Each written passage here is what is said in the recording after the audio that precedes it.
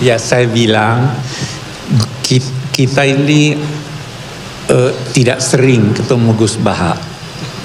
Walaupun kita sering dengar dan ikuti di YouTube dan sebagainya. Kali ini kita bertemu langsung. Kalau mau ketemu Gus Baha di Pusat Studi Al-Quran paling tidak hanya 3 kali setahun. Iya. Kalau saya setiap bulan Anda bisa ketemu saya di sini.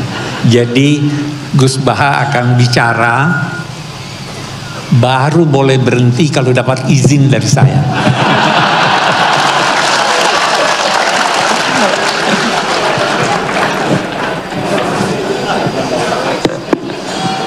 Assalamualaikum warahmatullahi wabarakatuh.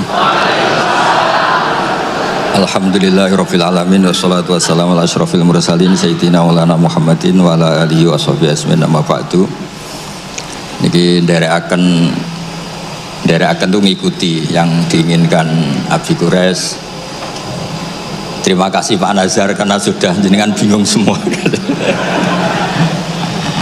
Jadi kalau jenengan ingin Islam legal formal ya ikut Pak Nazar, karena Menteri Agama itu yang ngatur Islam secara legal formal.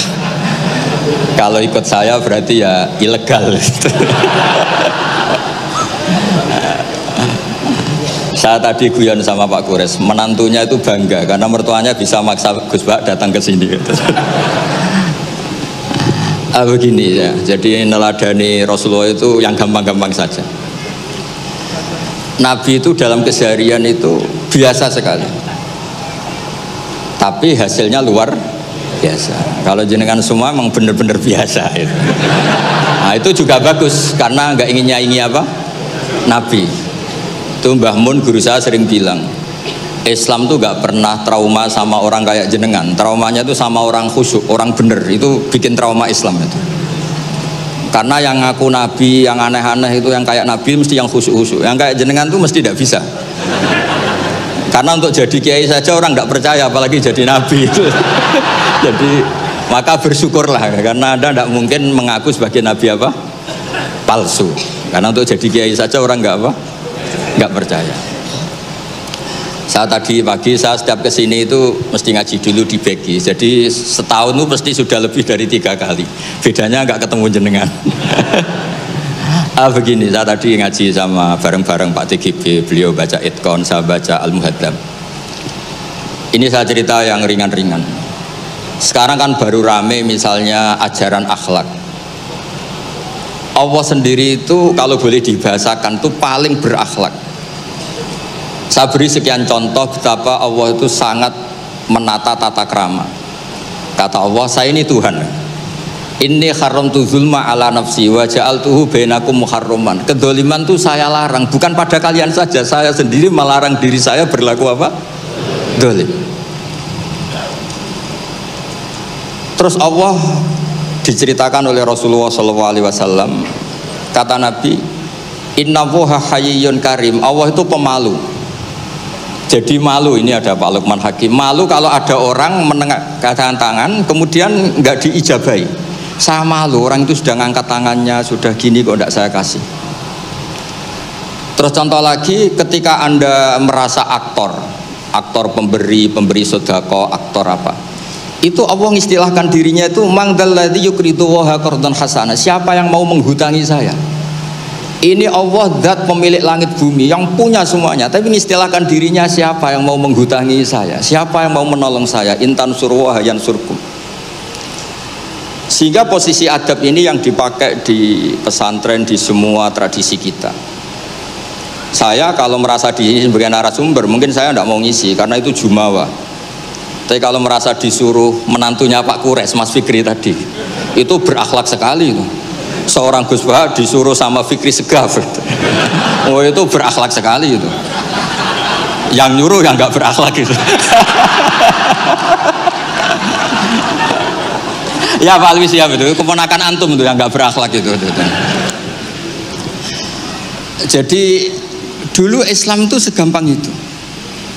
Di kitab Bukhari diterangkan Nanti saya berdoa sama Allah supaya nanti ada isyarah supaya berhenti, jadi nggak lama-lama nanti. Nabi itu nggak jaga image. Nabi itu pernah jalan-jalan. Kebetulan saat itu mau haji. Itu dicegat sama perempuan Imra'atun bin Khosam.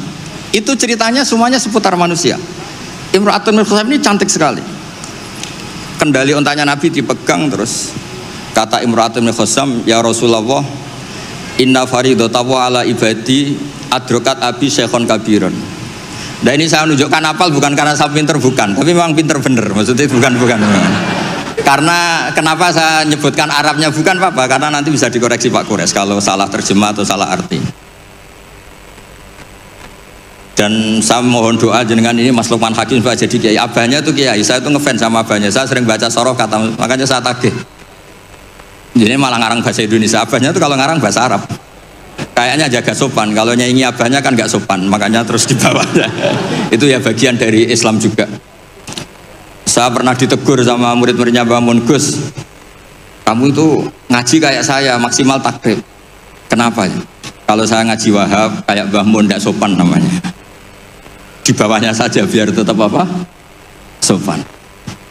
Teman saya itu ngilhami saya sampai sekarang, bilang gini, Gus nanti jangan terlalu soleh ya, biar surganya sama saya katanya. Kalau terlalu soleh nanti surganya sama Mbah Mun, apalagi sama Rasulullah sungkan, gak iso ngopi-ngopi. Itu guyon tapi tak angen-angen bener. Ya jadi jangan bayangkan di surga sama Rasulullah sungkan teman. Teman kan sudah capek sholat subuh, atau kan ingin gak subuh?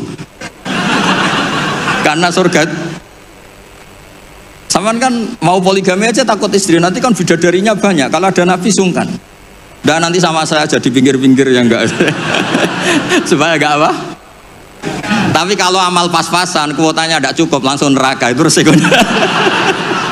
Karena pas, sekali enggak cukup, neraka. Makanya kuotanya lebih, tapi surganya yang apa? Biasa aja. Imra'atun bin Khosam itu cantik. Nabi pas itu dionta Ardafa Al-Fadl bin Abbas. Fadl bin Abbas ini sepupunya Nabi. Fadl masih muda, masih ganteng muda.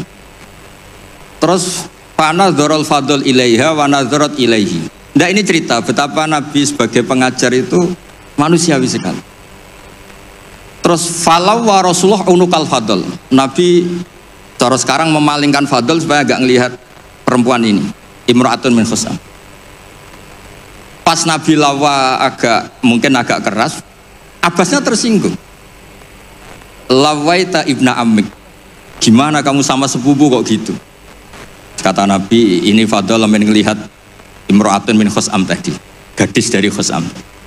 Nah ini supaya sama ngerti, jangan bayangkan Nabi itu terus orang kalau mau tanya kok di jalan nggak sopan, nggak berakhlak gitu. Ya biasa aja dijawab ya di jalan itu. Yang tanya juga agak sowan dulu enggak, ya di saja. Nah sekarang beberapa ustadz itu kalau ada orang tanya disuruh ke rumah, ternyata ustadznya masih belajar dulu. Itu nggak urusan sopan, ilmunya nggak cukup, kalau jawab langsung tuh nggak cukup. Terus dikemas sopan, nggak sopan tanya di jalan, di rumah pertanyaannya kasih dulu, ternyata belajar dulu dia. Oh itu bener-bener ustadz nggak sopan itu, kan nggak efisien apa nggak apa. Ini cerita di Sahih Bukhari. Inna faridatahu ala ibadi adrakat abi syekhon kabiran la yastati'u ayasbuta ala rakhilah wa fi riwayatin ayastamsika ala rakhilah. Afa ahujju anhu. Bapak saya itu tidak kuat haji. Dan sekarang haji sudah wajib. Ini gimana? Apa saya perlu hajikan? Itu awal ada haji niabah. Kalau di masyarakat disebut haji amanah. Jadi haji amanah itu tidak nunggu meninggal, orang stroke nggak mungkin haji itu sudah bisa dikajikan apa? Aman. Saya itu punya teman kurang ajar sekali Pak Kures. Saking kurang ajarnya bapaknya itu hidup. Bapak kamu kajikan plus mahal, kok kaji plus masih 400 juta. Nunggu meninggal saja kaji amanah 10 juta cukup. Wah kurang ajar betul itu.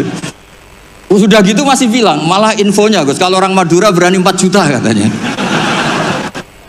Wah ngawur betul kamu itu.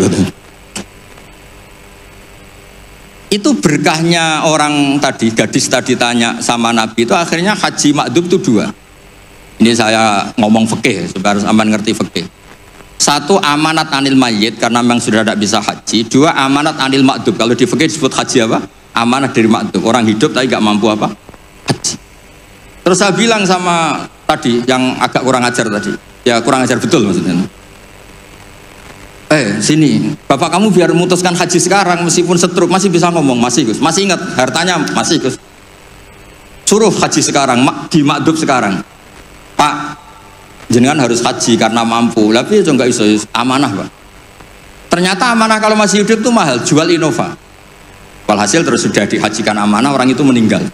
Mendingan mati Gus, murah, tadi masih mahal. Terus saya bilang gini. Nah ini saya ngomong fikih biar Mas Fikri itu nggak salah lah, milih dewan pakar saya itu nggak salah, memang kayaknya memang kredibel ini. Saya sudah pamit sama Abi Gures. Itu di Sajaratul Ma'arif ada babu dzikri manaqiban nafsi, babu dzikri rajuli manaqiban nafsi. Bab seseorang itu boleh menyebut kelebihan dirinya kalau itu untuk kepentingan umat. Buktinya Nabi Yusuf ngendikan inni hafidun alim, urusan keuangan pasrahkan saya, inni hafidun alim. Dan semua Nabi mesti ngendikan inni lakum nasihun amin, saya ini orang yang punya niat baik. Jadi kata bapak saya kalau didik saya, tawadhu haram zaman akhir. Kenapa? Karena itu bentuk gak tanggung jawab. Disuruh mimpin negara gak mau, ngimami masjid gak mau, disuruh mulang gak mau. Ternyata karena gak mau tanggung jawab. Jadi tawaduk sama gak tanggung jawab itu bedanya sedikit. Taman tawaduk apa gak tanggung jawab? Iya kan banyak orang tuh gak berani nyai. Wah saya dereng sakit gini, tapi komen. Kacau itu. Saya teruskan. Sehingga dulu yang dialami Nabi itu ya biasa. Sampai di Bukhari dibabkan berkali-kali. Babul futya fit thoriq. Bab Nabi itu biasa ngasih fatwa di jalan. Ada lagi dibabkan babu hajil mar'ati anir rojuli. Biasanya di fikih itu kan pola ibadah lelaki sama perempuan kan beda. Tapi di bab haji niyabah, ini ada Buya Ahsin Sakho. Itu perempuan boleh menghajikan bapaknya. Makanya diulang lagi babu hajil mar'ati anir rojuli. Bab perempuan menghajikan lelaki. Kayak apa luar biasanya Nabi. Jadi Nabi itu kesehariannya biasa. Makanya Anda tidak usah khawatir misalnya di pesantren atau di komunitas Jawa atau di komunitas orang Timur, orang Indonesia. Mendidik akhlak, takut itu terlalu apa itu gak usah khawatir. Allah sendiri itu yang paling sopan. Sampai bilang untuk dirinya sendiri, kataba rabbukum ala nafsihir rahmah. Kata itu mengharuskan, Allah itu mengharuskan dirinya untuk berbuat kasih sayang. Coba orang diwajib-wajibkan itu kan berat. Kayak sampean tak suruh-suruh itu kan berat. Tapi Allah menyuruh dirinya, aujaba ala nafsih, kataba rabbukum ala nafsihir. Makanya saya kalau baca Quran tuh sering nangis. Cara boleh dibahasakan tuh sekesatria itu Allah ngelola alam raya ini. Makanya dulu tuh banyak ulama itu pede. Saya tadi jagungan sama Pak Kures. Ulama dulu tuh pede. Kalau mau mati itu senengnya minta ampun, seneng sekali. Nggak kayak jenengan, hidup gak berani, mati ya gak berani itu. Wah, itu kacau itu.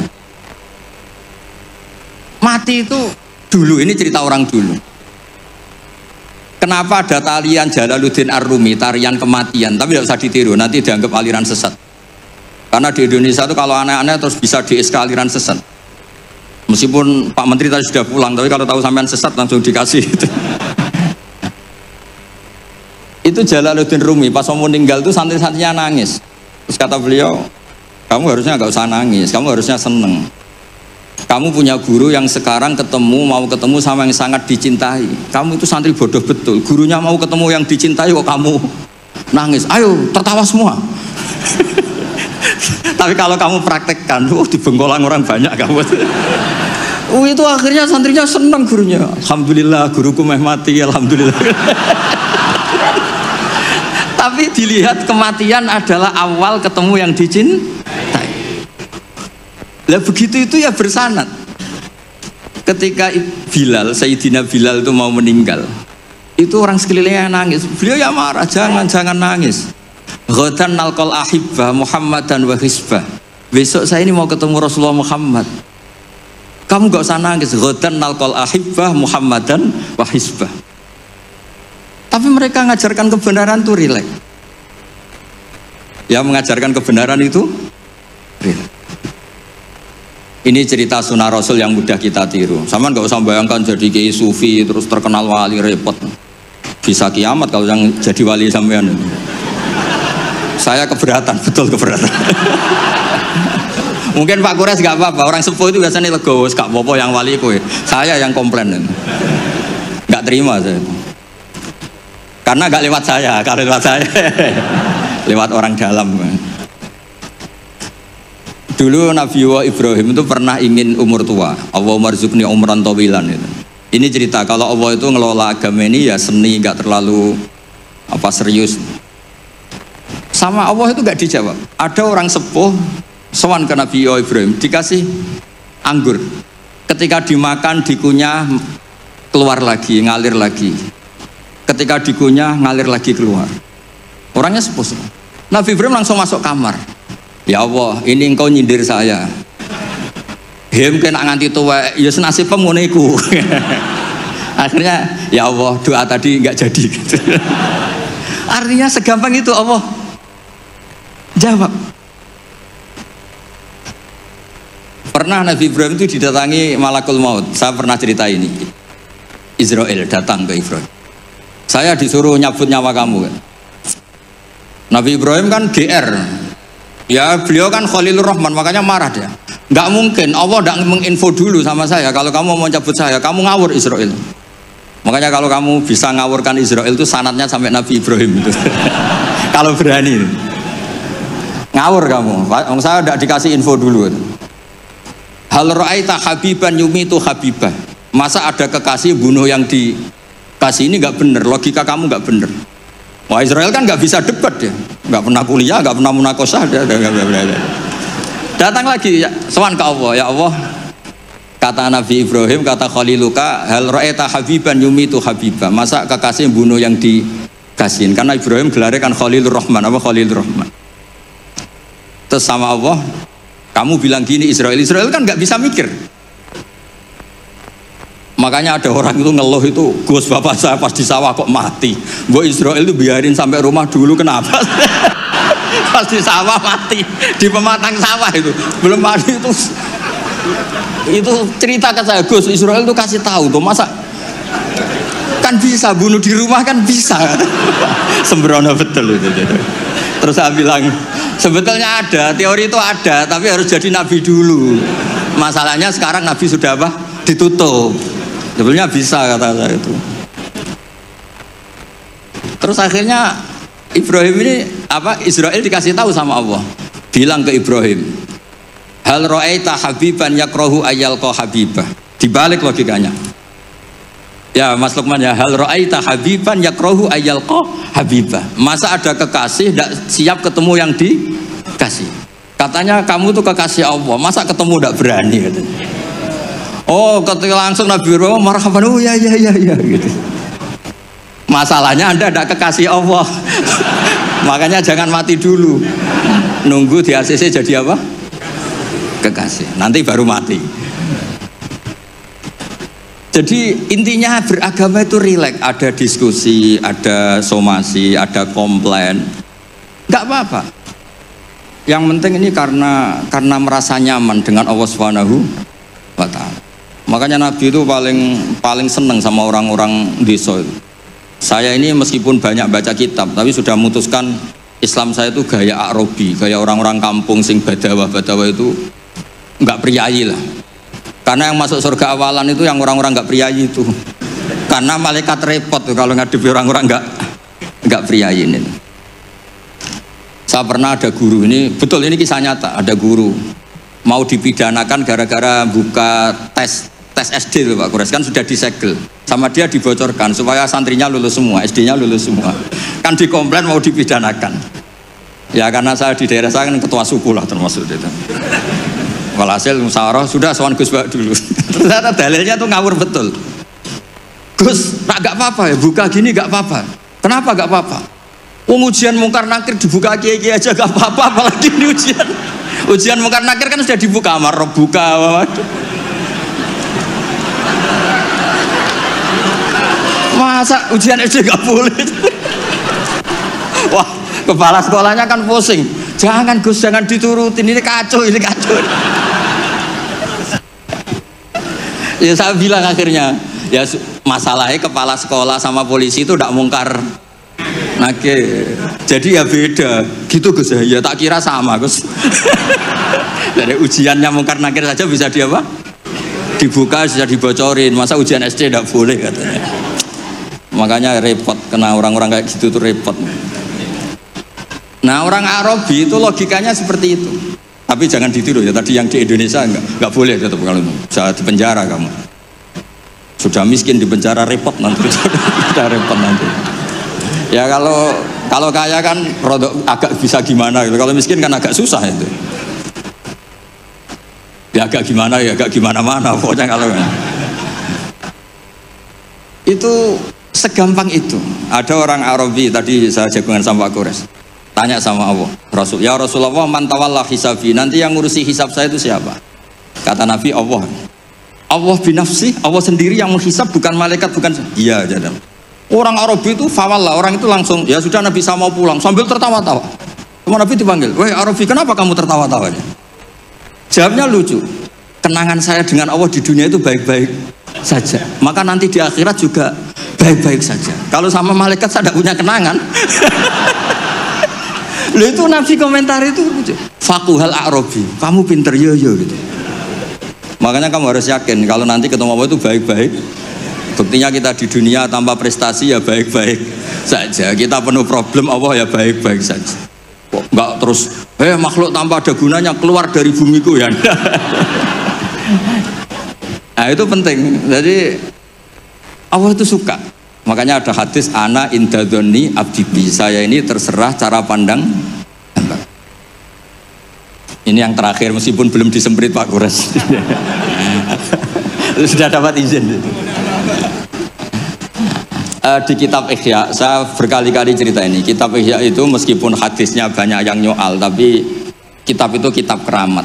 Makanya ada pensarah Ihya namanya Sayyid Zabidi itu, beliau sering ngendikan hadal hadis min haisul matnu dhaif lakinnahu masyhurun wa yu'adituhu fil makna al ahadits as-sahihah. Jadi intinya itu hadis ini secara teks memang masalah, tapi secara makna dikuatkan oleh sekian riwayat-riwayat yang sahihah. Jadi yang dhaifnya itu hanya min haisul lafdu atau hadal lafdu bi ini masalah, tapi min haisul makna itu enggak masalah. Ada orang itu sudah di neraka 2, dipanggil sama Allah ke surga. Allah itu tanyanya unik. Ini di terakhir kitab Ihya, di kitab Ar-Raja. Gimana rasanya di neraka? Karena di neraka ditanya sama Allah. Wah, enggak enak Gusti. Kami tanya, nah kamu gimana di neraka? Wah, enggak enak Gusti. Sudah diborgol, dibakar api, pokoknya enggak enak Gusti. Terus yang satu disuruh, ya sudah kembali lagi ke neraka. Itu lari semangatnya minta ampun, lari ke neraka, semuanya minta ampun. Marhaban ya Allah, ya sudah lari ke neraka. Allah kan derek. Wih kok semangat gitu. Terus dipanggil sama Allah, kenapa kamu semangat masuk neraka? Karena ini perintah engkau. Saya sampai masuk neraka itu gara-gara kalau engkau perintah tidak pernah nurut, makanya kali ini saya nurut. Lari ke neraka. Ya sekaligus ini ijazah, nanti kalau disuruh ke neraka lari sekencang saya ini sudah trauma, sudah nyesal karena dulu ketika engkau merintah saya tidak pernah nurut, makanya saya semangat gitu, nurut karena ini perintah jenengan. Terus pas lari kencang neraka sama Allah dipanggil lagi. Ya sudah kamu anak baik, di sini aja. Nah khawatir saya nanti kalau kamu lari ke neraka sama Allah dibiarin. Nah itu tidak tahu saya ini. Tapi berkahnya ngaji ini, kamu husnudzon saja, nanti dipanggil loh. Woi anak baik, tak suruh langsung apa? Langsung lari. Itu cerita di Ihya. Yang kedua, yang satu agak bandel. Ayo kamu kembali lagi ke neraka, kamu kan penghuni neraka. Diam saja. Terus kenapa kamu diam? Teman kamu lari kok kamu diam? saya itu yakin ketika engkau memanggil saya ke surga itu tidak akan lagi mengeluarkan dari surga. Itu keyakinan saya. Dari GRD. Terus sama apa? Ya sudah, anak indadoni abdibi. Jadi dua-duanya itu benar. Jadi segampang itu beragama. Nanti di akhirat gak ada komentator, gak ada analis, gak ada aman. Jadi tidak bisa kamu menganalisis Allah nanti mau apa ya? Tidak bisa. Apalagi masuk TV, gak bisa. Jadi hubungan dengan Allah itu segampang itu. Nah, saking gampangnya hubungan dengan Allah itu Nabi pernah bikin MOU sama Allah, dan itu yang dipakai seluruh kiai di seluruh dunia, di semua kitab. Ya Allah, manusia itu kan tempat salah dan lupa. Bu ya Allah, jangan langsung menghisap kalau ada manusia salah dan lupa. Loh, itu sama Allah diturutin. Makanya Nabi ngendikan, uqtitu khamsan lam yu'tahunna ahadun qabli. Di antara yang disebut tuh khawatimu suratil Baqarah. Coba kita ini disuruh Nabi dan dilegalkan Allah. Enggak terima menteri agama, yang legalkan Allah Subhanahu wa taala ini.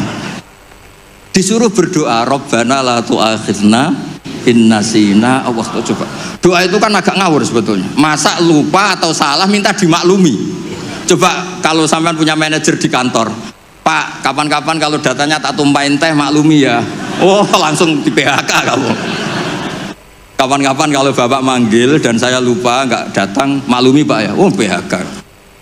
Tapi ini satu doa yang disahkan Allah, disuruh berdoa, Rabbana la tu'akhidna in nasina. Ya Allah, jangan kasih sanksi kami ketika kami salah atau lupa. Terus qala na'am, Allah ngendikan na'am ya.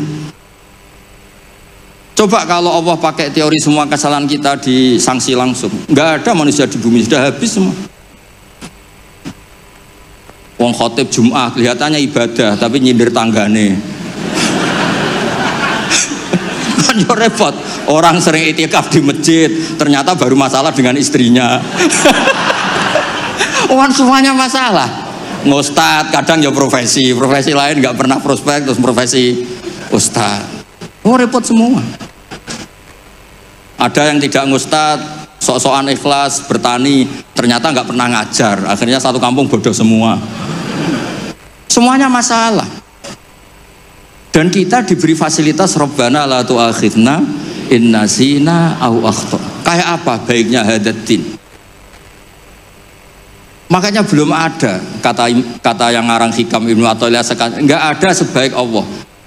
Kalau orang lain maklumi kamu karena nggak tahu borok kamu, tapi Allah ini tahu borok kamu, tahu salah kamu, tapi tetap maklumi.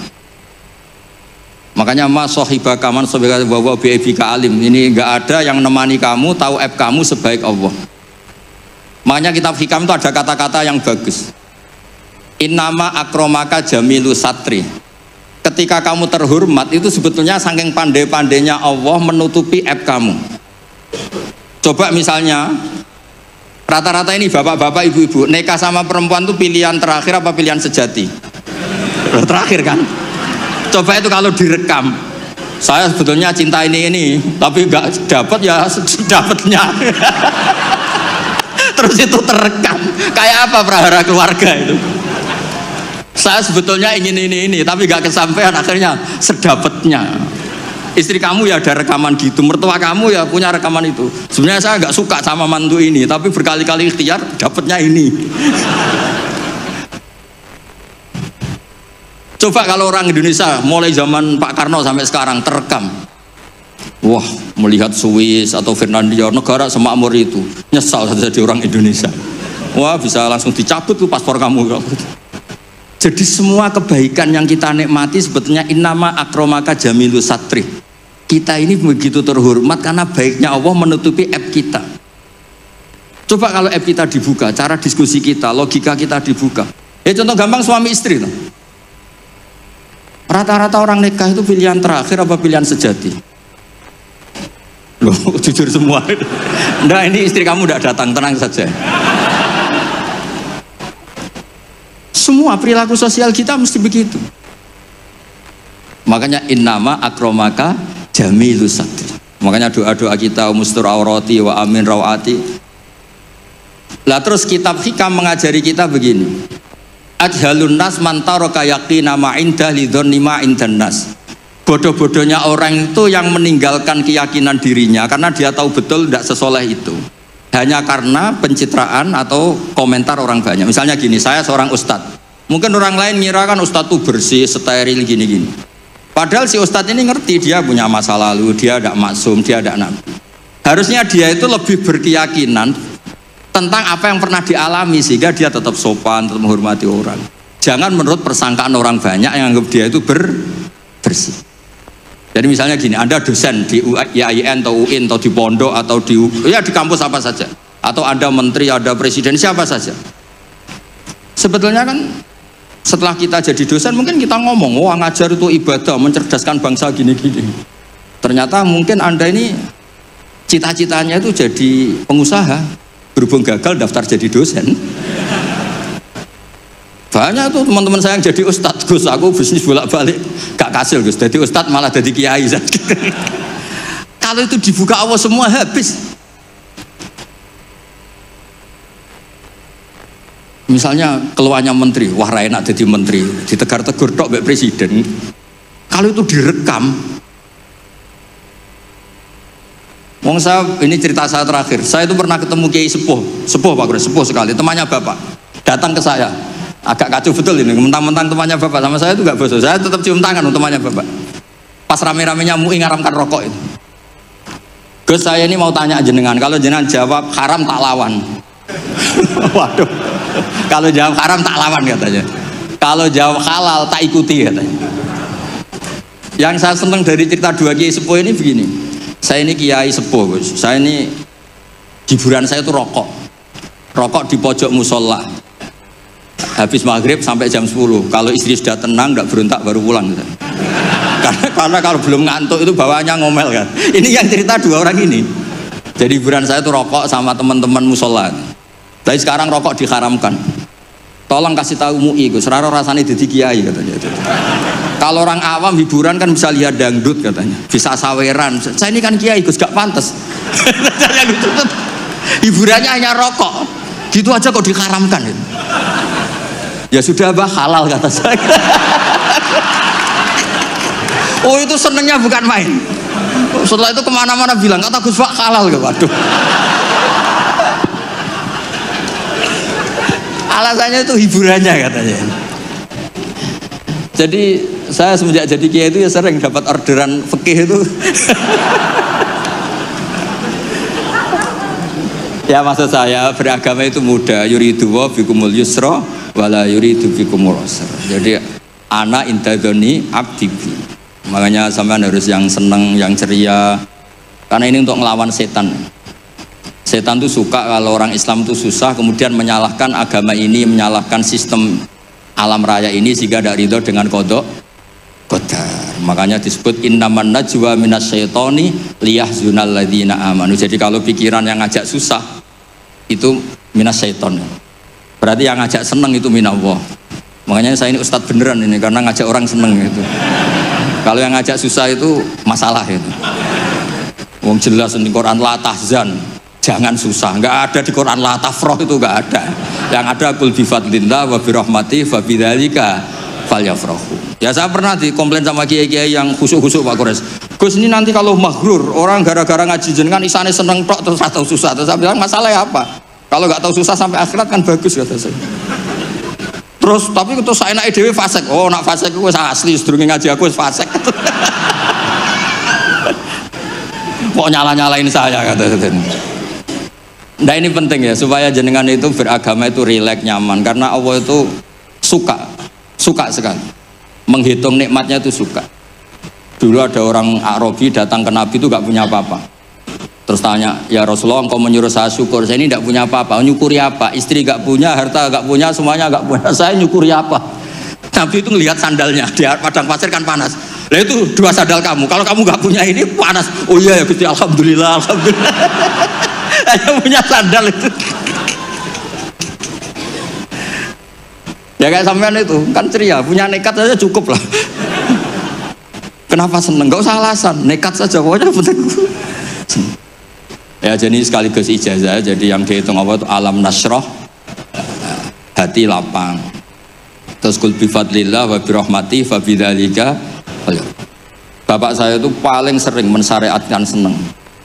Kalau pagi ngajak jalan-jalan saya itu, kalau ada orang miskin itu di warung nongkrong, rokoknya satu aja hutang, satu ler aja hutang. Terus ngomong itu seakan-akan dunia miliknya.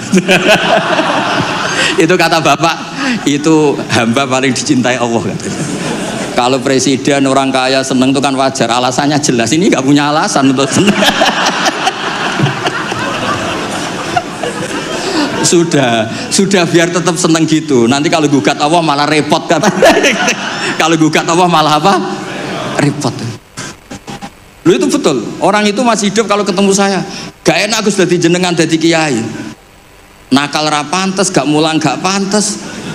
Enak dadi kula Gus. Apa wae pantes. Wah, repot. Ya sudah gak apa-apa. Sementing kamu gak gugat Allah kata saya itu. Karena tadi ketika orang-orang miskin dikelola nyuwun sewu orang yang tidak bertuhan, ini terus malah yang digugat Allah Subhanahu wa ta'ala. Makanya Sayyidina Umar dari sekian sanad, ini biar kita sepak kures, dari sekian sanad yang saya terima dari guru-guru saya, dari Mbah Mun, dari itu Sayyidina Umar itu punya riwayat dari Rasulullah itu unik. Innallaha kallafani an asrifa an hudu'a. Ya saya ulang lagi, innallaha kallafani an asrifa an hudu'a. Allah itu memaksa saya supaya apa-apa itu gak melibatkan Allah. Karena kalau apa-apa melibatkan Allah, ini kalau Allah kuasa kenapa ada orang miskin? Kalau Allah kuasa kenapa ada orang terlantar? Malah repot semua. Orang dilatih Islam menyalahkan dirinya sendiri. Rabbana dzolamna anfusana. Makanya Umar terus pidato, jika ada orang yang tidak makmur ketika saya jadi khalifah, salahkan Umar, jangan nyalahkan Allah. Anda punya pemimpin yang tidak becus. Kalau Sayyidina Ali mirip cuma agak kacau, diskusinya agak kacau, tapi kacau ilmiah tetap bagus. Ada orang ngelapor, ya Ali, ketika kita dipimpin Umar, dipimpin Abu Bakar, Umar baik, kenapa setelah engkau pimpin kacau? Konflik, kata Ali, ketika Abu Bakar, Umar mimpin, itu rakyatnya baik-baik kayak saya. Pas saya mimpin, rakyatnya kayak kamu.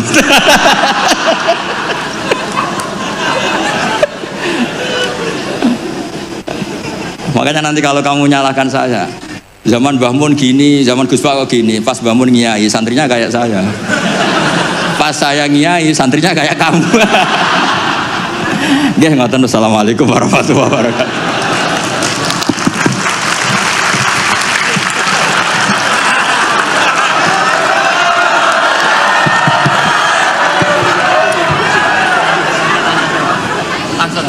Belum dapat izin. Nanti tanya. Dijanji nanti ada tanya jawab. Baik, terima kasih Gus Baha. Ya, kita lanjut aja ya, langsung pemaparan dari Habib Quraish Shihab. Ya, waktunya juga sama ya. Mungkin Gus Baha mau memberikan waktu juga. Ya agak sopan kalah sepuh. Baik, bismillahirrahmanirrahim. Alhamdulillah, wassalatu wassalamu ala rasulillah wa ala alihi wa ashabihi wa man wala. Kita tidak bosan dengar dari Gus Baha. Saya kira tidak semua orang bisa menyampaikan mutiara-mutiara hikmah dengan cara yang diberikan oleh Gus Baha. Yang pasti saya tidak bisa begitu.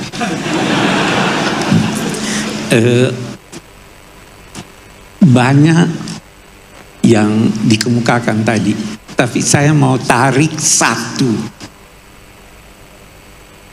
kesimpulan dari sekian banyak yang bisa disimpulkan, bahwa Tuhan itu maha baik.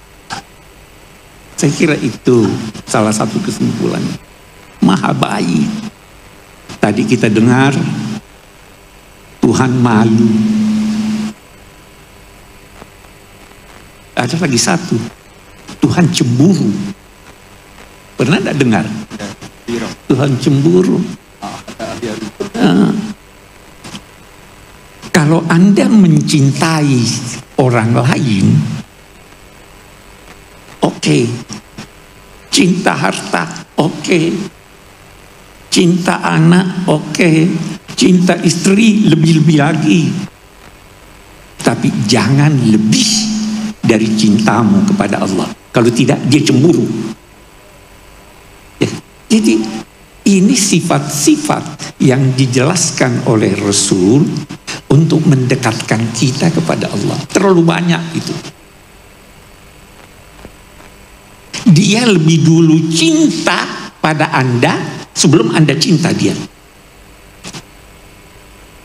Yuhibbuhum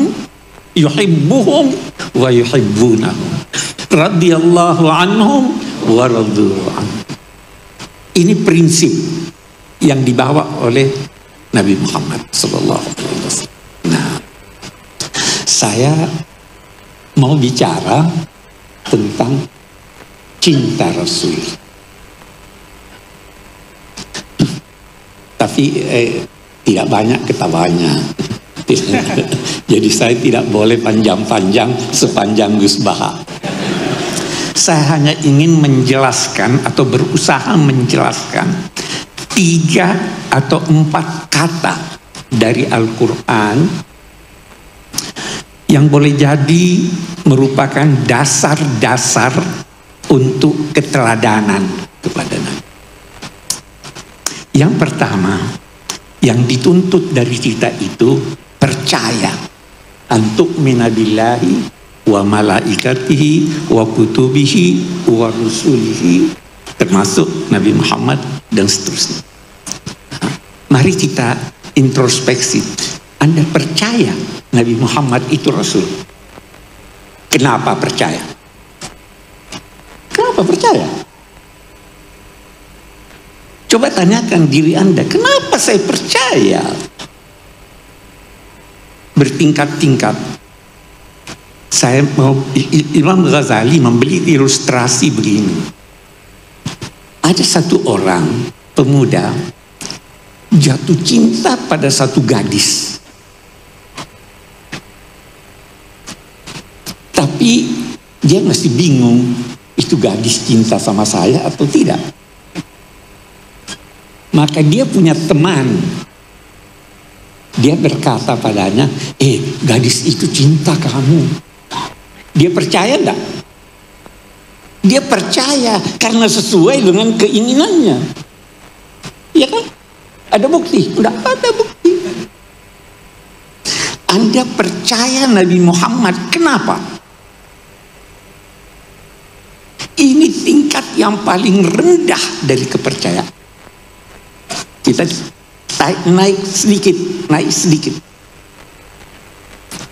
Ada satu orang cinta atau benci pada satu orang. Terus dia, itu orang yang kau benci meninggal. Masa? Iya, tidak mungkin. Dia, mari kita ke rumahnya. Kita cari tahu dia. Sampai di dekat rumahnya, dia lihat atau dia dengar ada orang yang menangis. Dia itu buktinya, sudah menangis keluarga. Ada bukti atau tidak? Ada.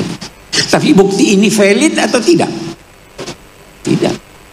Anda percaya karena ada bukti yang Anda pegang atau tidak?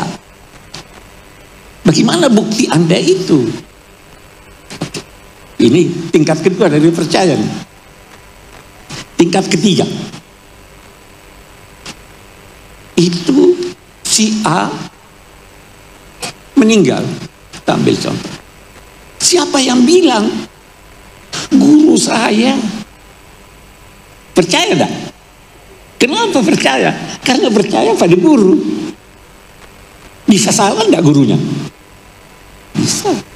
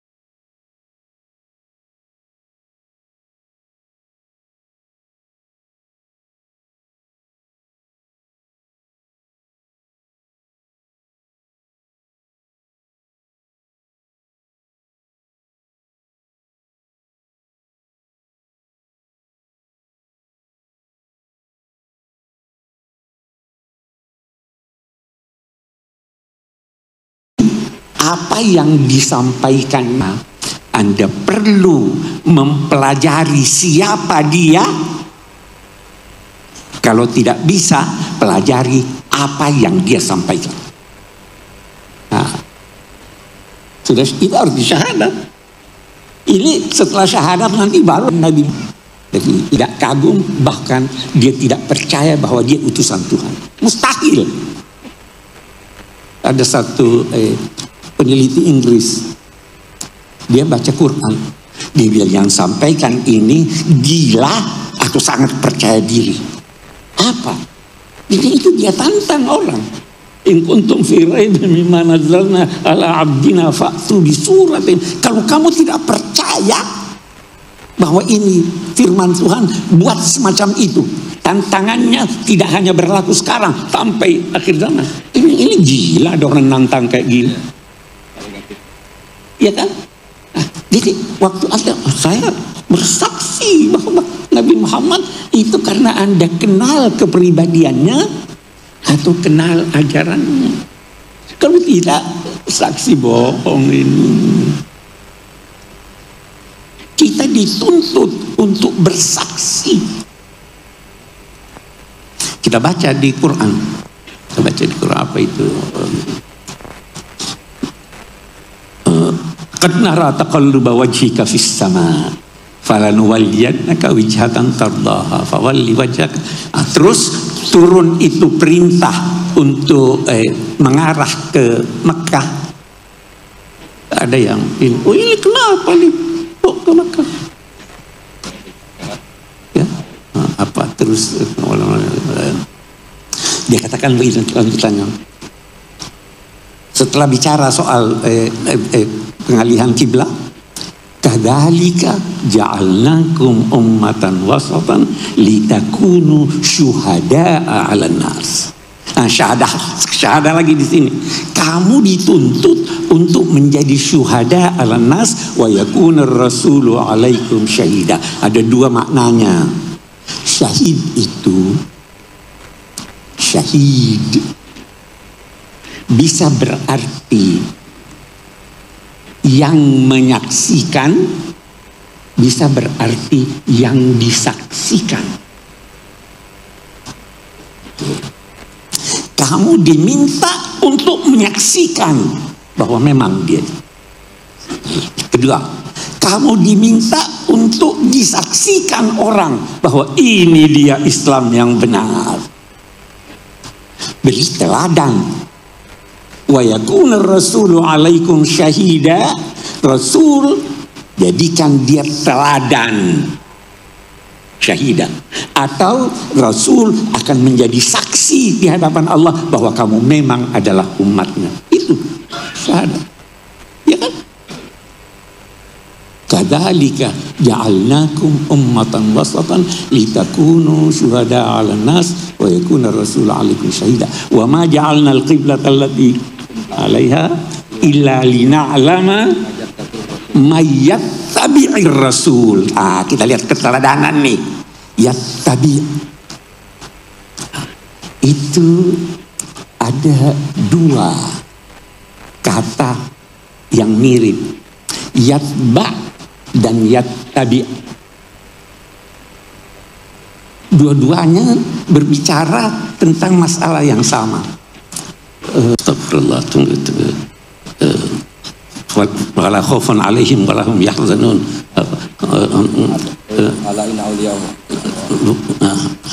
Tunggu. Orang tua sudah lupa.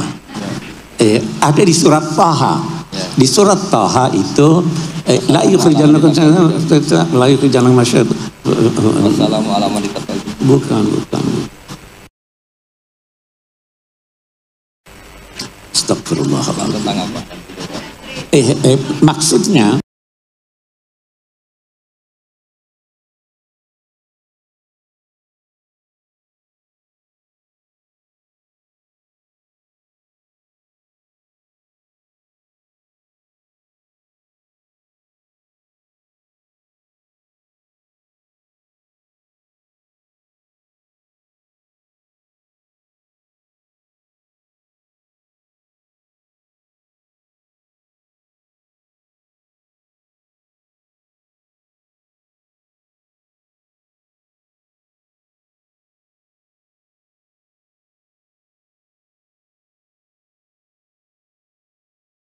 Ika itu la khaufun alaihim wa la yahzanun di sorga.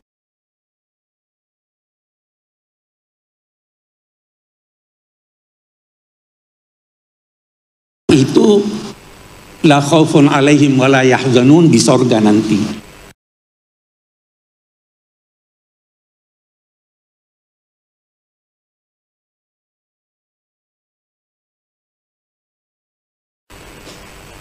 Kita ikuti di sorga, Anda tidak ini.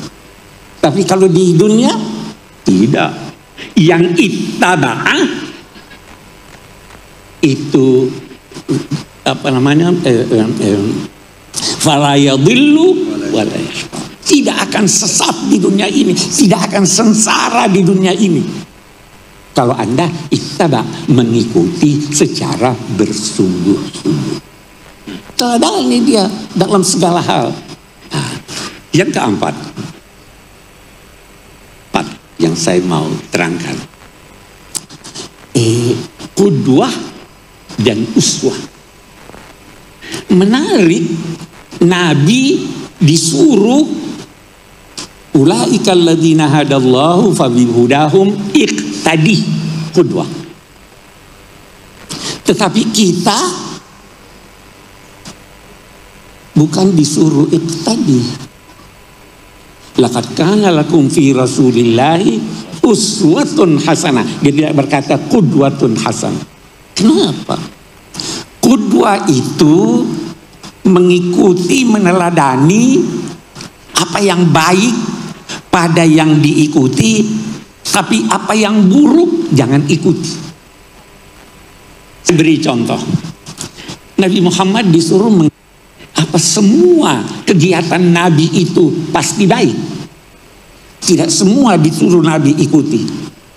Nabi disuruh mengikuti Nabi Nuh yang mendoakan umatnya. Tidak disuruh. Nabi Musa itu yang narik jenggot saudaranya yang emosi, disuruh ikuti itu? Tidak.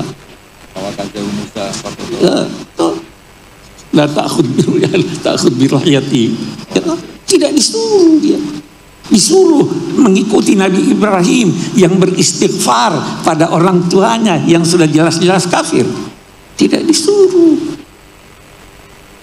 Ya, disuruh meneladani Nabi Yunus yang lari dari tugas. Itu qudwah. Kalau kita disuruh apa? Uswah. Semua yang dari Nabi itu hebat. Teladani dia dengan cerdas. Itu keteladanan.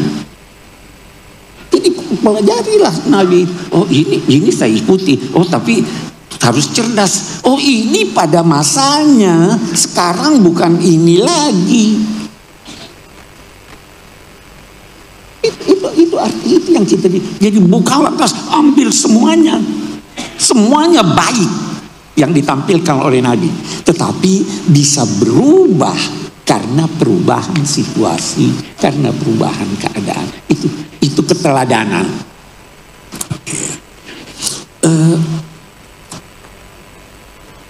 Allah berfirman begini. Apa itu?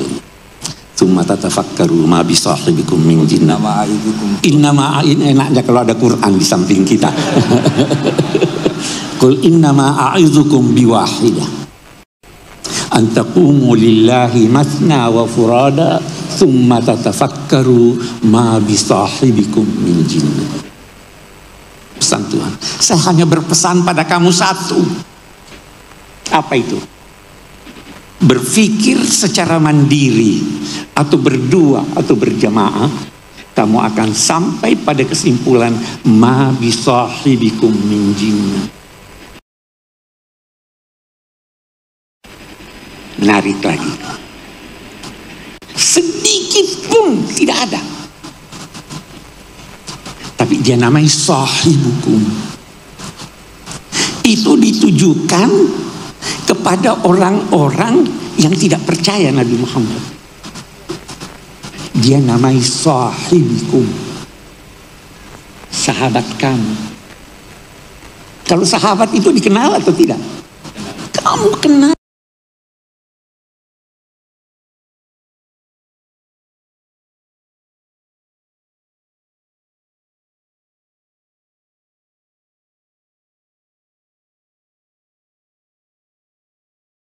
Dia, kamu kenal dia. Kenapa baru sekarang kamu ini? Habis sahibikum. Terus dia itu sahabat, sahabat. Bukan cuma sama orang Islam sahabat, dia menemani. Itu menarik lagi, saya teringat sekarang. Kalau kita buka Al-Quran, berdoa itu pakai ya atau tidak? Ya itu panggilan yang jauh. Kalau doa dalam Al-Quran tidak pakai ya. Rabbana atina, bukan ya Rabbana, Rabbighfirli, tidak pakai ya. Kenapa? Karena Anda diminta dekat pada Tuhan. Kalau Anda tidak dekat pada Tuhan, Tuhan yang dekat pada Anda. Jadi tidak pakai ya. Anehnya ada 2 kali kata ya dalam Al-Quran yang diucapkan oleh Nabi. Tapi itu bukan doa, itu keluhan. Ya Rabbi, inna qaumi ittakhadhu hadzal Qur'ana. Allahumma shalli ala Muhammad.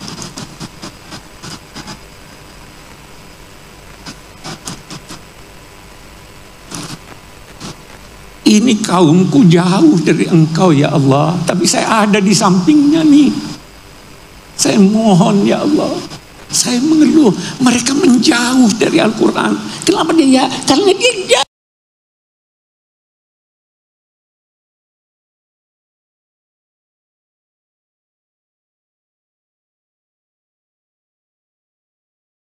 jauh dari Tuhan. Ini orang-orang jauh dari Tuhan.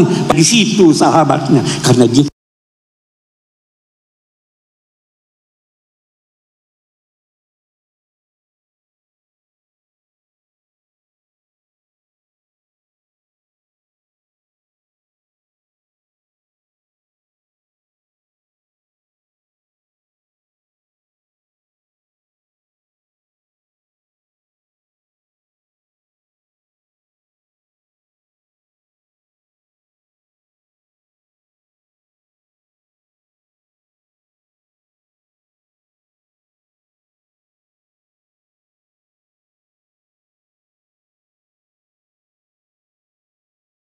tidak menjauh dari orang itu adalah orang-orang yang berbeda dengan kita dan memusuhi kita. Adalah orang-orang yang berbeda dengan kita dan memusuhi kita. Kalau al-kafirun itu orang yang berbeda dengan kita, tetapi dia tidak memusuhi kita. Kalau alladzina kafaru bisa menggabung ini semuanya. Saya pernah berkata tidak ada di dalam Al-Quran ini Gus Baha kita pernah ngomong-ngomong itu soal qul ya ayyuhal kafirun. Kenapa itu qul ya ayyuhal kafirun? Perintah Allah. Itu perintah Allah kan. Itu mengikuti perintah Allah. Jadi itu yang berkata al-kafirun itu Allah. Sampaikan wahai al-kafirun, bukan dari Nabi Muhammad. Nabi Muhammad tidak pernah berkata kepada non-muslim anta kafir. Kenapa? Karena kalau kita berkata dia kafir, dia pun bisa berkata pada kita kafir. Wala tasubbul ladzina yad'una min dunillah fayasubbullaha adwan. Jangan mati. Orang baik-baik tidak usah bilang kafirun. Tidak ada dalam Al-Quran. 1 kali ada dalam Al-Quran itu, tapi di hari kemudian nanti. Nabi tidak disuruh berkata al-kafirun. Tapi al-kufar bagaimana? Wasdud alaihim nanti ada. Asyidda'u alal kufar. Kalau Anda dalam perang harus tegas. Dan ketegasan itu bisa bermacam-macam. Ada orang bermain-main dengan agama. Sudah tegas saya, maaf saya tinggalkan. Saya tidak maki dia, itu tegas. Asyidah ala kufar. Tegas semua orang kafir. Bukan semua orang kafir. Ya ayyuhal kafirun, la a'budu ma ta'budun, wala antum a'buduna ma a'budu, lakum dinukum. Itu keteladanan dalam kehidupan bermasyarakat. Iya kan? Ruhama bainahum. Saling berkasih-kasih antara mereka. Apa sih rahmat itu? Apa artinya rahmat? Rahmat itu keperihan hati melihat ketidakberdayaan satu pihak yang mendorong Anda membantu untuk meringankan. Kalau Anda bantu orang tapi hati Anda tidak perih, itu bukan rahmat. Keperihan hati melihat ketidakberdayaan yang mendorong Anda membantu. Banyak orang bantu tidak perih hatinya, bantu aja biar dia tidak mati saya, itu bukan rahmat. Ruhama bainahum. Baru dia katakan tarahum ruk'an sujadan yabtaguna fadlam minallah. Mereka salat, mereka ruku, mereka sujud. Kata Syekh Abdul Halim Mahmud, saya punya guru, sujud dalam Al-Quran bukan hanya berarti salat. Sujud itu patuh kepada Allah. Terus ini sahabat-sahabat Nabi ini yang dipuji dan istimewa tidak berbisnis dengan Tuhan.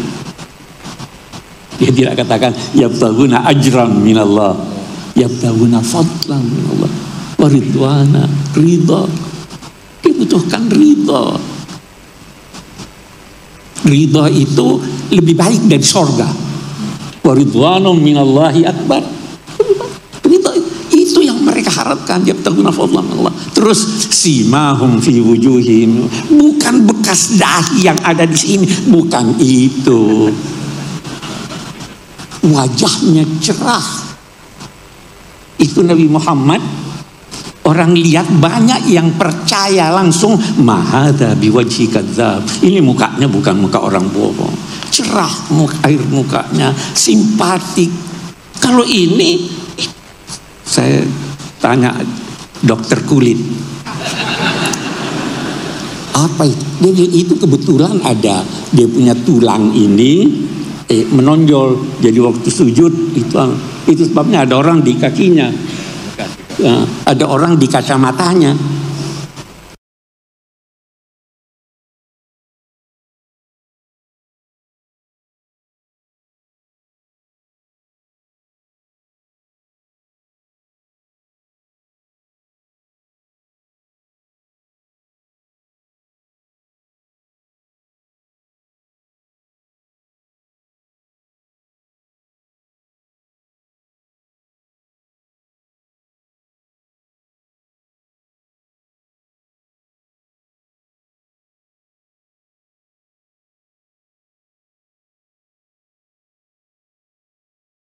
Dari sujud itu bahkan ada ulama yang berkata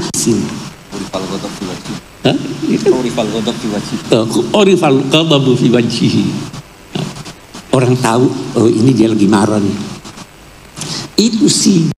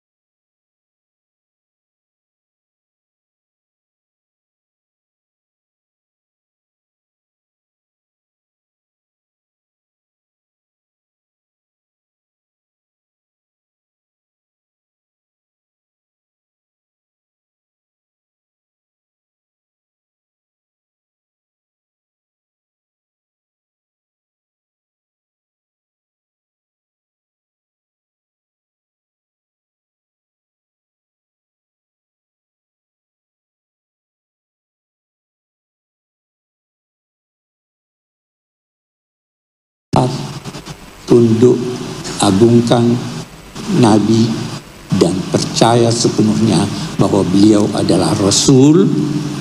Allah Maha Esa, Maha Baik. Allah berfirman dalam sebuah hadis qudsi, hai hambaku, dari baiknya nih, dengar, hai hambaku, aku menciptakan langit dan bumi. Apa kamu kira aku tidak mampu memberi engkau apa yang kamu butuhkan? Jangan menuntut dari aku rezekimu yang engkau akan gunakan besok, karena aku pun tidak menuntut dari kamu melaksanakan kewajiban besok hari ini. Demi cintaku kepadamu, cintailah aku. In kuntum tuhibbunallah fattabi'uni yuhibbukumullah. Itu. Wassalamualaikum warahmatullahi wabarakatuh.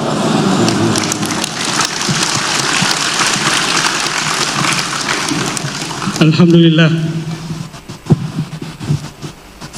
uraian dari dua guru kita sangat mencerahkan, sangat memberikan wawasan kepada kita.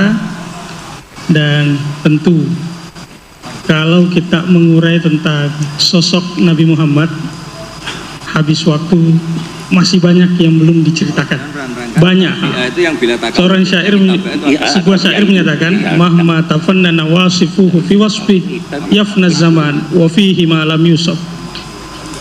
Seandainya pun orang-orang yang ahli di bidang sejarah, sirah nabawiyah mengungkap sosok Nabi Muhammad sepanjang usianya, itu pasti masih banyak tersisa dari keteladanan sosok Nabi Muhammad yang belum terungkap. Banyak inspirasi dari beliau. Baik Bapak dan Ibu sekalian, ternyata banyak sekali yang hadir ya pada kesempatan kali ini. Kita semua berterima kasih atas kehadirannya, dan ternyata Dewan Pakar kita banyak nih yang hadir di sini. Pada hadir Ki Asin Saho, ini Ketua Dewan Pakar kita di Pusat Studi Al-Quran. Ada juga Bapak Lukman Hakim, Lukman Saifuddin, ini hadir bersama kita. Alhamdulillah, terima kasih Pak. Bapak Profesor Alwi Shihab, saya mengucapkan terima kasih. Prof. Ade Hidayat, kemudian ada Tuan Guru Bajang, alhamdulillah. Dan ini ada Kiai Ulil Absar ya, hadir bersama kita, dan banyak tokoh yang lain. Dan ini spesial sekali, Pusat Studi Al-Quran dan kita semua segenap jamaah yang hadir mengucapkan terima kasih. Dan kami ucapkan selamat datang. Ini Bapak Wakil Wali Kota Tangerang Selatan, ini hadir bersama kita, Bapak Haji Pilar Saga Ihsan. Saya mengucapkan selamat datang Pak, dan terima kasih sekali menyempatkan hadir pada kesempatan kali ini. Dan banyak tokoh yang lain ya, yang kami nggak sebutkan satu persatu. Ini yang hadir juga banyak dari alumni pesantren Pasca Tahfidz Bait Al-Quran. Kami informasikan pesantren Pasca Tahfidz Bait Al-Quran ini dari 2009 berdiri sampai sekarang itu sudah lebih 1000 santri kita, alumni kita. Dan itu dibina 6 bulan tiap harinya di sini. Memang waktunya untuk belajar dan bermuamalah dengan ilmunya ya, di pesantren Pasca Tahfidz Bait Al-Quran ini. Bapak dan Ibu sekalian, tadi ada yang kita janjikan ya, ada sesi tanya jawab. Tapi sebelum tanya jawab langsung, kita juga menghargai pertanyaan-pertanyaan yang masuk lebih dahulu. Jadi panitia sudah menghimpun dan menyensor beberapa pertanyaan, karena banyak sekali, ratusan pertanyaan yang masuk. Kami cuma membacakan beberapa pertanyaan yang kira-kira mewakili yang lainnya. Ini pertanyaan buat Gus Baha dan Pak Quraisy. Ini satu. Gus, para sahabat sangat menghormati Rasulullah, tetapi Rasul sendiri melarang bentuk penghormatan yang berlebihan. Bagaimana cara memahami titik tengah penghormatan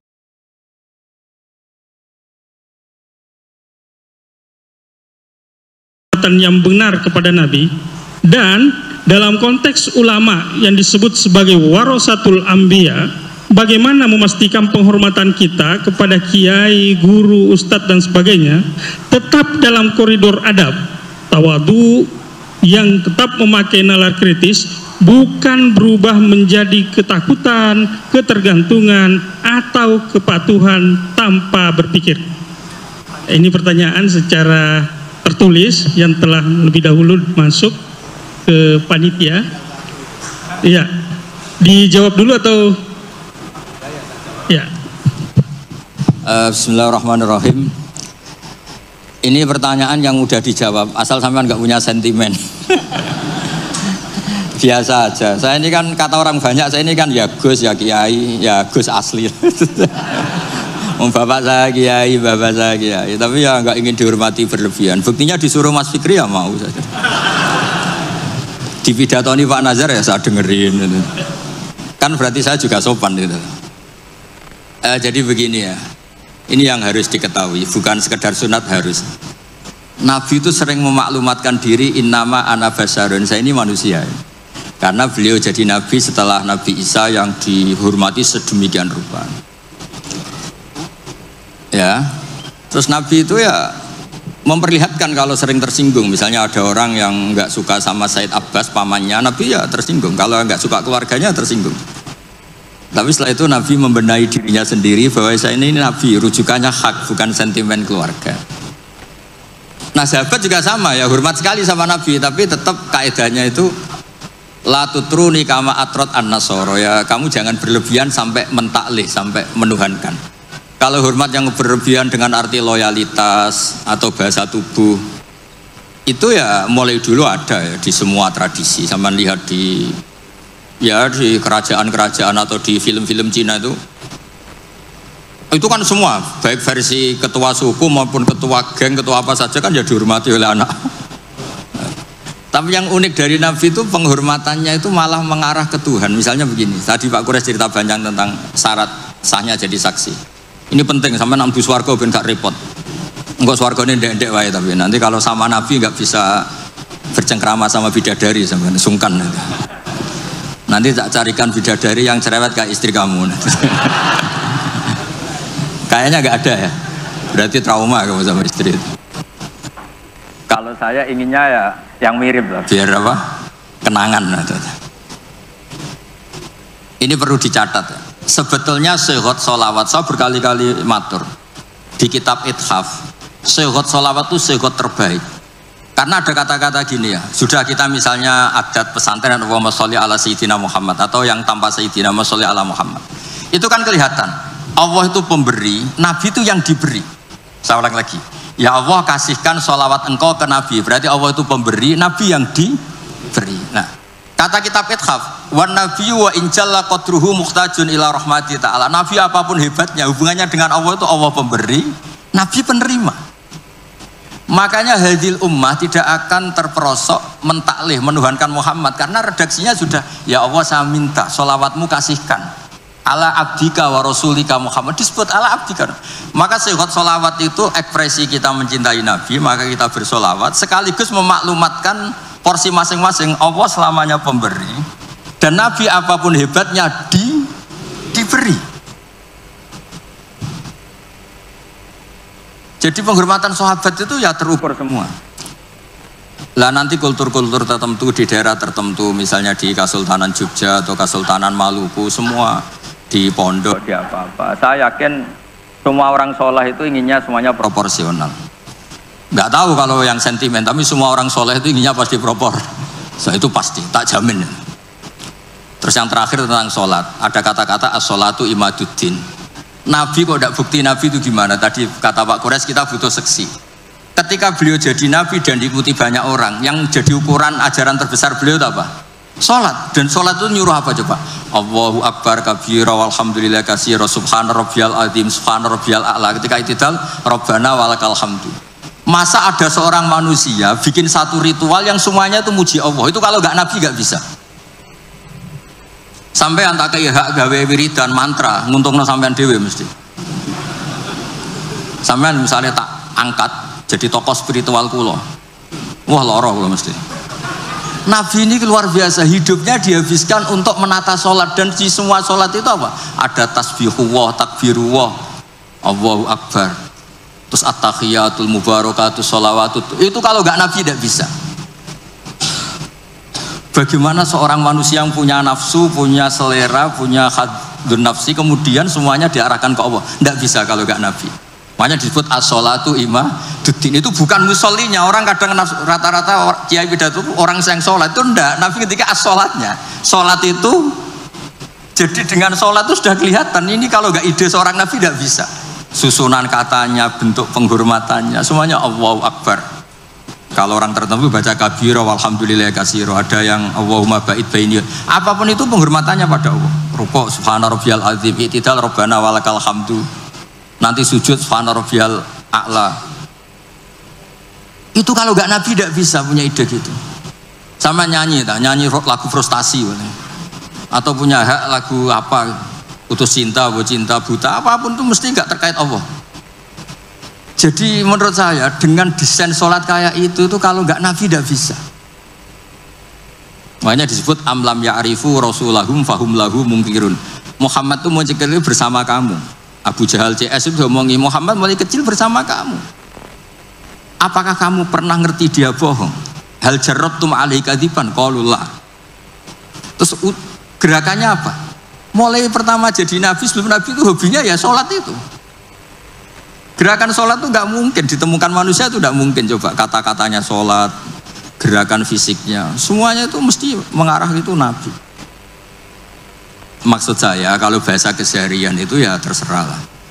Orang Jawa kalau dipegang kepalanya tersinggung, kalau orang Arab seneng. Dan ini kalau bentuk penghormatan pada guru sampai adili ya repot, semuanya subjektif. Semuanya apa? Ya tapi tentu nggak boleh berlebihan. Di mana-mana berlebihan itu nggak baik. Hanya urusan penghormatan. Kamu makan berlebihan ya sakit panitia kan. Kamu sering ngaji ya kasihan istri kamu. Pelarian kok ngaji itu gimana? Kamu terlalu sayang istri ya kasihan ibu kamu. Karena apa-apa kalau berlebihan kan enggak. Makanya saya tuh sering cerita kalau ada santri sering sowan saya sama istrinya tak marahin. Kamu tuh santri gak bener, terlalu mesra. Ternyata betul. Selang beberapa hari ibunya datang. Ya Gus, Jokrabi lali kulo setelah menikah lepas saya. Ya karena berlebihan itu. Kayak orang kok seneng ngaji, bahaya itu mesti. Agak-agak banyak masalah. Ini bukan suudon, soal yakin. Tapi bagus pelariannya kok ngaji. Coba sekarang misalnya istri sampean sedang mesra terus ngajak liburan ke Australia, milih ngaji Gus Pak apa ke Australia? Ayo jawab. Sedang mesra-mesranya, Pi, ayo main ke Australia, mumpung saya uangnya banyak. Sudah kamu tak traktir, ngaji apa liburan? Oh yang bener. Yang jujur gitu loh. Ya tapi nggak apa-apa, ngaji itu sudah bagus. Mulai dulu ya gitu, mulai dulu ya. Sayyidina Ali itu kalau ke masjid itu sedang bentrok sama Sayyidah Fatimah.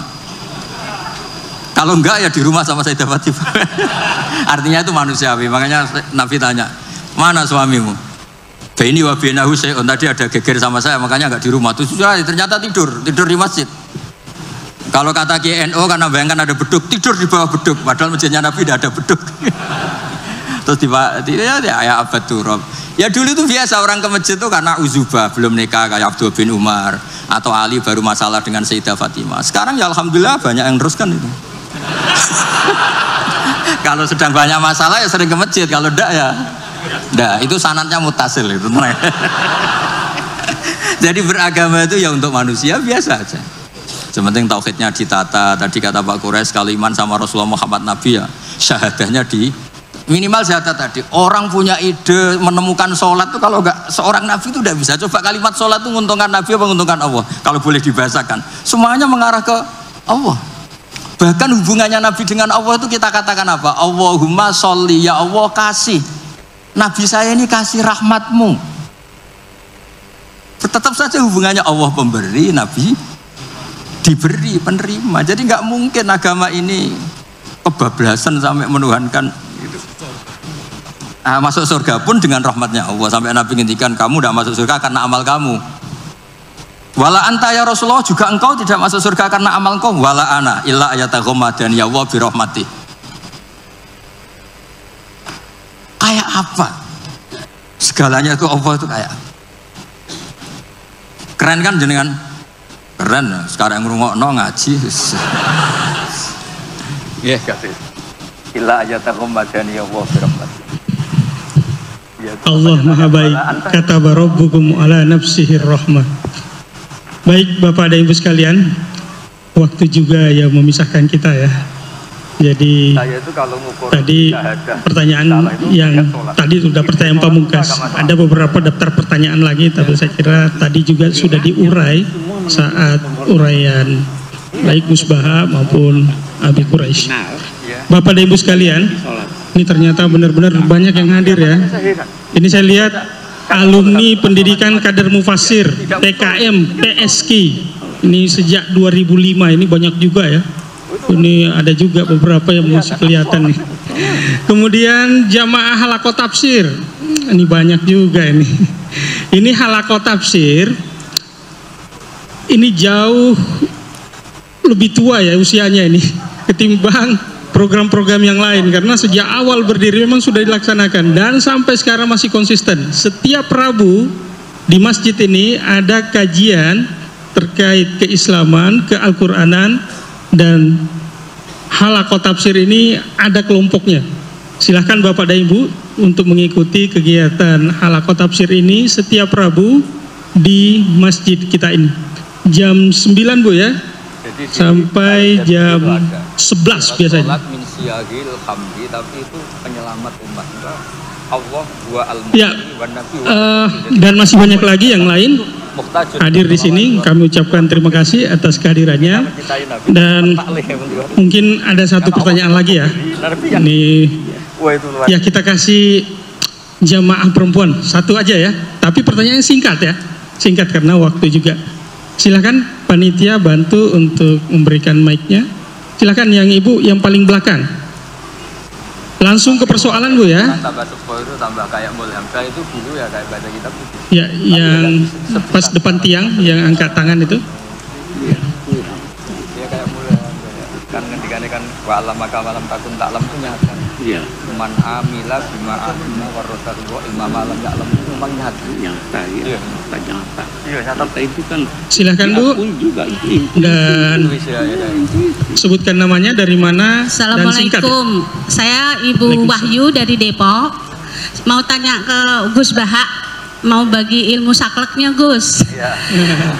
Dalam ibadah, segala ibadah itu tergantung ikhlas. Ya. Ikhlas itu kadang hati ikhlas, pikiran enggak. Kadang pikiran ikhlas, hati enggak. Nah itu cara nyingkronin itu gimana Gus Baha? Makasih. Assalamualaikum warahmatullahi wabarakatuh. Terima kasih Bu ya. Langsung dijawab sama Gus Baha. Ya ini alhamdulillah ada yang berani tanya ikhlas. Ini semua yang datang juga agak ikhlas. Karena ikhlas itu makom yang susah. Tapi justru itu tantangan apa? Jadi kalau tadi asmani siapa? Soalnya dari Bogor tadi ya, dari mana? Depok ya, dari Depok ikut Bogor ke Jakarta. Jabut apa kan? Pokoknya ikut dunia lah pokoknya. Jadi begini, ini sekaligus mengertikan teman-teman dari BG, alumni semua yang hadir. Ikhlas itu nomor kesekian. Yang penting protap ibadahnya itu benar. Misalnya gini, Anda sholat gak ikhlas tapi jamaah. Gak ikhlas, ingin dapat pujian tapi jamaah. Itu di situ kan ada pengakuan kalau itu wajib. Jadi selalu ada kebaikan dalam kebaikan, meskipun tidak ideal. Misalnya Anda jamaah tidak ikhlas, tapi mengekspresikan diri sujud, mengekspresikan diri ruko itu sudah luar biasa. Makanya sebagian ayat ini Pak Quraisy sangat paham. Ada mukhlisin, ada mukhlasin. Sebetulnya ada harapan kalau Allah ingin menghendaki kita tidak ikhlas tapi dimukhlaskan, dimurnikan sama Allah. Karena berkahnya protap yang benar. Misalnya gini, saya sedekah sama fakir miskin tidak ikhlas, ingin jadi DPR, kayaknya saya ada potongan tapi, atau ingin nyalon bupati, kan tidak ikhlas. Tapi berkahnya ini hal yang manfaat. Saya didoakan sama fakir miskin ini karena tak kasih sesuatu yang manfaat. Jadi menurut saya Anda jangan hanya ngaji ikhlas, juga ngaji pentingnya amal soleh itu pasti bermanfaat. Sama lagi pentingnya amal soleh itu pasti bermanfaat. Makanya di Quran tuh sering seorang nabi dipuji innahu min ibadinal mukhlasin, pakai isim maf'ul, yang dimurnikan. Sama lagi mukhlasin tuh yang dimurnikan. Saya beri contoh, tapi Pak jangan niru, terutama yang muda-muda ini yang masih puber-puber bahaya itu kalau ditiru. Zulaikha itu cantik, cantik banget. Ya pinter goda, sudah cantik pinter goda Zulaikha ini. Yusuf itu ganteng, perjaka, ya layak digoda. Makanya sama niru susah karena ini butuh layak digoda. Nah ini dengerin betul ini betapa ikhlas itu nomor 2. Yang nomor 1 itu amal itu benar dulu. Sehingga digambarkan Quran walaqad hammat bi, Zulaikha ingin nikmati Yusuf, wa hamma biha, Yusuf sebagai orang normal juga ingin nikmati Zulaikha. Tapi terusannya laula ar-ra'a burhana rabbi. Terus Allah ngendikan kadzalika linasrifa anhu su'a wal fahsya. Ini campur tangan Allah itu nomor 1. Tapi saya kata Allah tetap gak ingin kekasih saya ini ada masalah. Lagi-lagi kita harus selalu berdoa supaya Allah yang menyelamatkan kita. Bukan amal kita, bukan ikhlas kita, bukan semuanya. Kita hanya bergantung ingin diselamatkan Allah. Ini disebut iyyaka na'budu wa iyyaka nasta'in. Kita hanya minta pertolongan dari Allah. Ya mungkin Nabi Quraish sekali. Buatan bersani. Terakhir jenengan terus doa. Monggo. Baik, ini satu lagi pertanyaan yang sudah masuk ya. Yang ringkas dan sudah menghimpun semuanya. Dan sekaligus sebagai kesimpulan dari pertanyaan kita hari ini untuk Gus Baha dan Abi Quraish. Ya ini Abi Quraish ya ini pamungkas benar ya. Bagaimana cara terbaik kita dalam meneladani Rasulullah zaman now, zaman sekarang?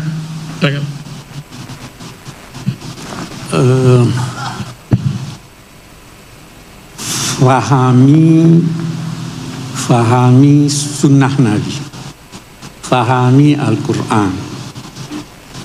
Satu hal, Rasul itu punya fungsi bermacam-macam. Bisa jadi fungsinya sebagai pribadi. Dia suka makan ini, dia tidak suka makan itu. Itu tidak perlu teladani itu. Dalam konteks pertanyaan itu banyak ya, Nabi sebagai hakim, Nabi sebagai mufti, Nabi sebagai politisi, Nabi sebagai anggota masyarakat dan lain-lain sebagainya, macam-macam. Nah, itu sebabnya tadi saya katakan teladani dengan cerdas.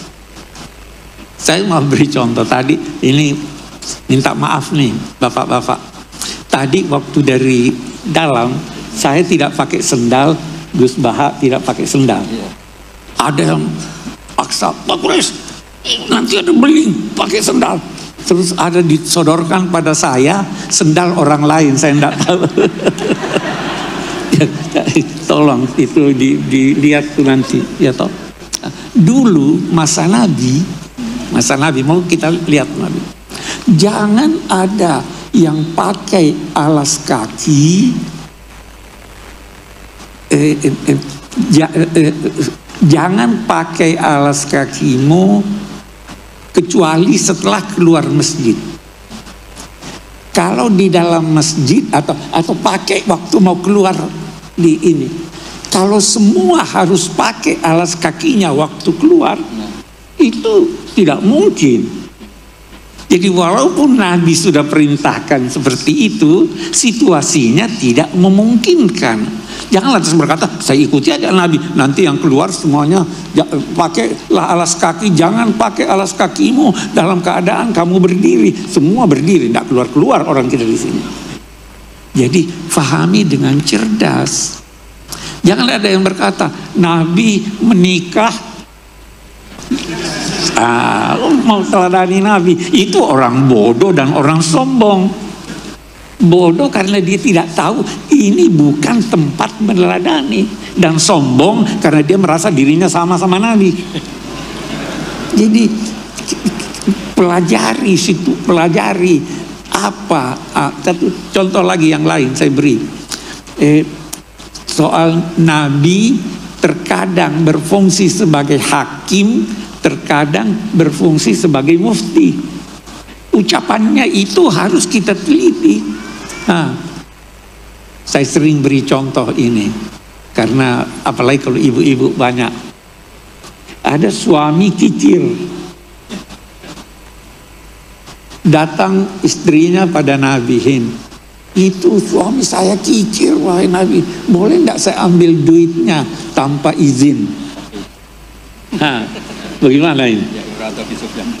Nabi jawab, ambillah, asal wajar. Mencuri atau tidak itu? Persoalan yang dibahas, ini fatwa atau ini ketetapan hukum?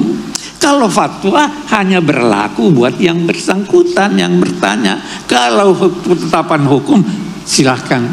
Pasti ambil aja, asal jangan buat parfum dan sebagainya. Jadi itu cerdas, itu namanya. Semua benar, tetapi harus disesuaikan dengan kondisi kita. Harus seperti tadi juga penghormatan. Satu masyarakat beda penghormatannya dengan ini. Orang Eropa tidak segan tangannya di pinggang sambil bicara sama orang tuanya. Jangan coba-coba itu di sini. Itu budayanya beda. Jadi itu namanya kita meneladani Nabi dengan cerdas. Itu sebabnya fattabi'uhu, pelajari, ikuti sesuai dengan kondisi masing-masing. Tadi itu soal pesantren, itu orang tidak ngerti pesantren itu yang berkata, saya di sini, ini untuk diketahui, saya di sini anak-anak pusat, saya tidak mau kalau saya masuk ada yang berdiri. Saya bilang bukan Indonesia Raya, tidak perlu berdiri karena dia di Jakarta. Boleh jadi di tempat lain saya dulu waktu di pesantren begitu. Itu situasinya seperti itu. Saya tidak mau orang nunduk-nunduk, tidak usah kalau di sini. Tapi kalau di tempat lain, jangan tidak mengerti budaya setempat. Dulu itu ada heboh waktu penandatanganan Bung Karno, Pak Harto menandatangani bantuan itu sambil begini, itu dikritik orang karena dia tidak tahu budaya setempat. Pesantren itu ada budayanya, universitas itu ada budayanya. Kita diperintahkan menegakkan ma'ruf, budaya positif. Jadi itu begitu meneladani Nabi ya. Jadi cerdas, harus cerdas. Jangan. Oke deh, saya kira itu.